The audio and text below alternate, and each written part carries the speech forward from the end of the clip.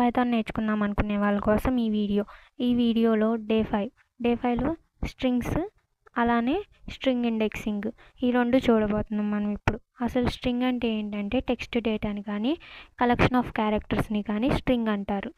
దానిలో letters, numbers, symbols, spaces, names, messages లేక sentences అన్నీ స్ట్రింగ్స్ అనే అంటాము. ఇప్పుడు నేను ఒక ఎగ్జాంపుల్ తీసుకొని నేమ్ ఈక్వల్ టు పైథాన్ అని రాశాను.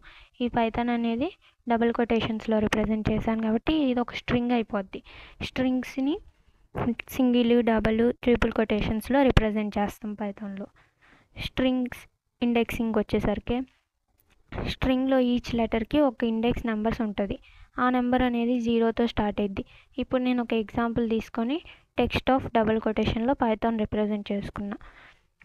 ఆ పైథాన్ అనే వర్డ్కి నేను స్ట్రింగ్ ఇండెక్సింగ్ చేశాను 0 నుంచి 5 వరకు. అలానే ప్రోగ్రామ్ తీసుకున్నా, టెక్స్ట్ ఈక్వల్ టు పైథాన్ తీసుకున్నా.